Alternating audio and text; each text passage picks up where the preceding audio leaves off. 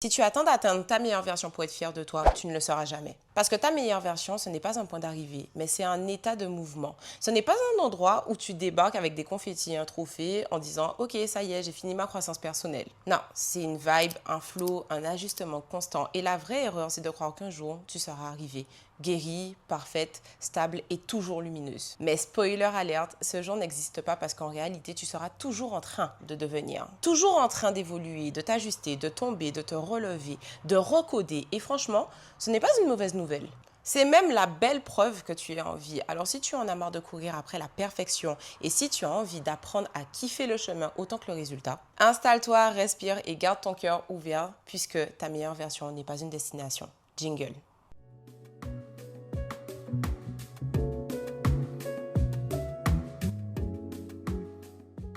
Hello, hello, je suis super ravie de t'accueillir dans un nouvel épisode sur la chaîne Yo Body Mind, le podcast qui développe ta puissance physique et mentale. Aujourd'hui, on va parler d'un sujet que tout le monde kiffe citer, mais que personne ne comprend vraiment. Devenir sa meilleure version. Ok, mais c'est quoi exactement ta meilleure version? Un objectif, une checklist, une transformation façon avant-après sur les réseaux sociaux? Pour être honnête avec toi, j'ai cru ça aussi. Je me souviens d'une période où je m'étais dit, ok, quand j'aurai ce corps-là, ce mental-là, ce niveau de réussite-là, alors je serai enfin complète. Et tu sais quoi? Le jour où j'ai coché toutes les cases, je me suis sentie juste normale. Parce que la chose que je croyais atteindre n'existait pas. Au final, je pensais que ma meilleure version serait un point fixe et en réalité, c'était juste un mirage. Un peu comme courir après l'horizon. Plus tu avances et plus il s'éloigne. Et là, j'ai compris quelque chose de fondamental.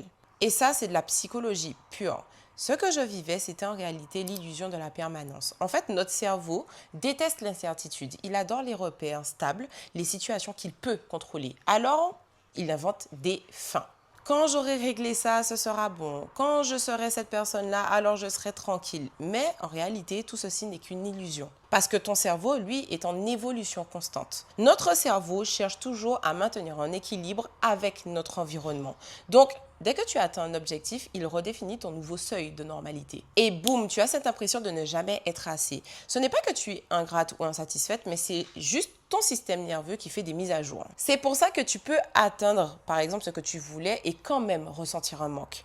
Parce que ton cerveau s'est déjà adapté à la nouvelle version. Il cherche déjà le prochain défi et la prochaine étape. Mais si on arrêtait de courir après une destination pour enfin apprendre à surfer sur le mouvement? Parce que la vérité, c'est ça. La meilleure version, ce n'est pas celle que tu atteins, mais c'est celle que tu ajoutes chaque jour sans te perdre en chemin. Et crois-moi, lorsque tu comprends ça, tu cesses de te juger pour ce que tu n'as pas encore accompli. Et tu commences à honorer la personne que tu es en train de devenir. Et justement, parlons du piège, parce que après le mirage de la meilleure version vient la pire arnaque du développement personnel.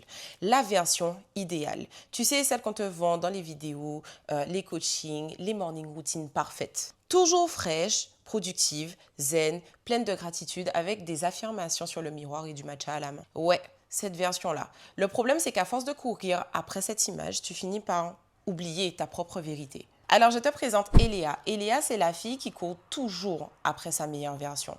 Tous les jours, elle se répète, ok, je peux faire mieux, je dois mieux faire. Elle coche les cases, elle aligne les routines, elle s'impose des standards impossibles à atteindre, mais plus elle avance, plus elle ressent le vide. Parce que dans sa tête, le bonheur est toujours à la prochaine étape. Ce n'est pas qu'elle se déteste, mais elle ne se félicite jamais, elle ne savoure jamais. Et son cerveau est accro, justement, à cette quête. Et puis, tu as Naya. Naya, elle aussi veut évoluer, mais elle a capté quelque chose que peu de personnes comprennent. Que la meilleure version, ce n'est pas une destination, mais que c'est un mouvement. Donc, elle n'attend pas d'être parfaite pour être fière d'elle. Elle célèbre les versions intermédiaires, elle prend des pauses, elle respire, elle observe, elle comprend que chaque bug, chaque down, chaque émotion inconfortable fait partie du codage de sa nouvelle version. Lorsque tu vis dans la poursuite permanente, ton cerveau reste coincé en mode recherche de récompense et il désactive les circuits de gratitude. Résultat, plus tu avances, plus tu ressens le manque et non la plénitude.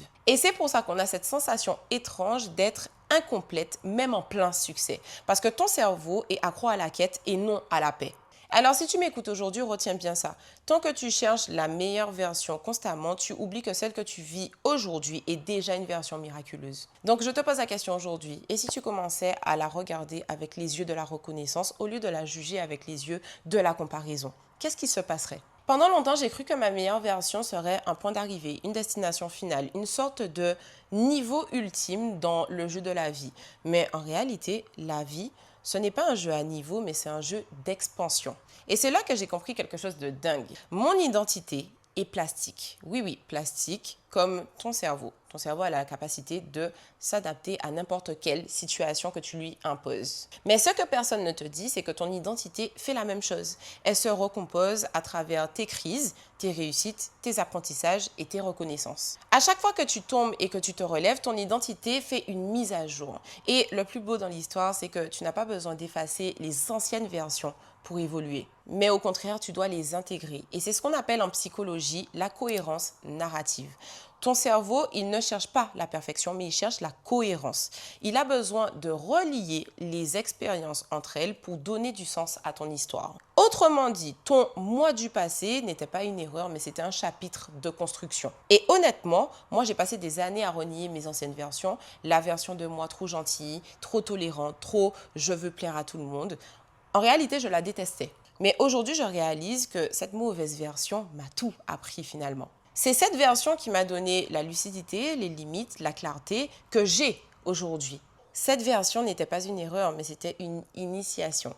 Ta meilleure version, ce n'est pas celle qui efface tes erreurs, mais c'est celle qui les comprend, les intègre et les transcende. Ta meilleure version n'attend pas quelque part, elle marche déjà avec toi et à chaque pas que tu poses. Et plus tu comprends ça, plus tu lâches la pression de réussir vite et tu commences à savourer enfin la beauté du processus. Et d'ailleurs, parlons-en de la réussite puisqu'il est temps de faire un reset complet de ta définition. Parce qu'on t'a peut-être fait croire que la réussite était le résultat visible, mais la vraie réussite, c'est la stabilité intérieure. C'est ce moment où tu te sens fier même lorsque personne ne te regarde. Fais le test.